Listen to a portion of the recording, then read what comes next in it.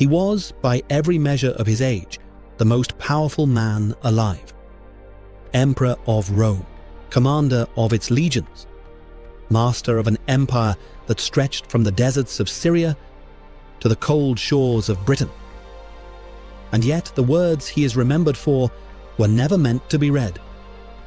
They were written in the dark, in a military tent, on the edge of a war he never wanted to fight.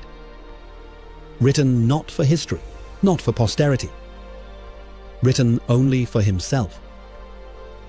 Marcus Aurelius was born in Rome in the year 121 AD, into a wealthy and respected family, into comfort, into privilege.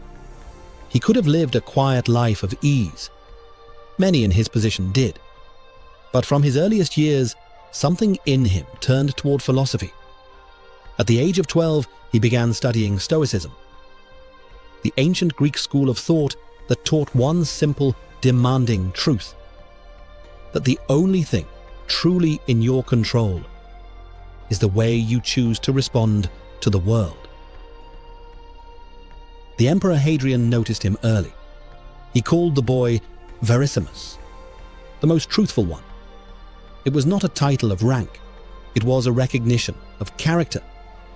When Hadrian chose his successor, he did so with one condition: that his successor in turn would adopt Marcus Aurelius, and one day place the weight of empire on those young, philosophically inclined shoulders. In 161 AD, Marcus Aurelius became Emperor of Rome.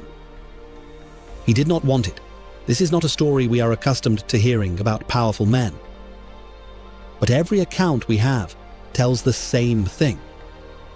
He accepted the throne not with hunger, but with duty. Not with ambition, but with resignation to what was required of him. The philosopher had become the most powerful man in the world, and he considered this a burden, not a prize. For much of his reign, Marcus Aurelius was not in Rome. He was on the frontier. For nearly 17 years, he fought defensive wars against Germanic tribes pressing at the edges of empire. Cold campaigns in cold lands. Far from the city, far from the life of thought he had always preferred. And it was here, in military tents, in the years of exhaustion and uncertainty, that he wrote. The Meditations. That is what we call them now. He gave them no title. They are private notes, reminders to himself, arguments he was having with his own nature, with his anger, his pride, his fear of death, his exhaustion. He wrote about the shortness of time, about the indifference of the universe, about the absolute necessity of doing the right thing anyway. No one was ever supposed to read them. Marcus Aurelius died in 180 AD on the Danube frontier.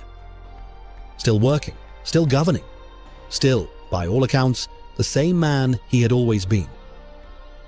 He was not remembered as the greatest general Rome ever produced, or the wealthiest emperor, or the most feared. He was remembered as the philosopher king, the man who had absolute power and used it imperfectly, humanly, but genuinely, in service of something beyond himself. Nearly 2,000 years later, his private notes are among the most widely read books in the world, read by soldiers and philosophers, by heads of state and people in the quietest moments of their darkest years. Not because Marcus Aurelius was perfect, but because he was honest about how difficult it is to be good. And he kept trying anyway.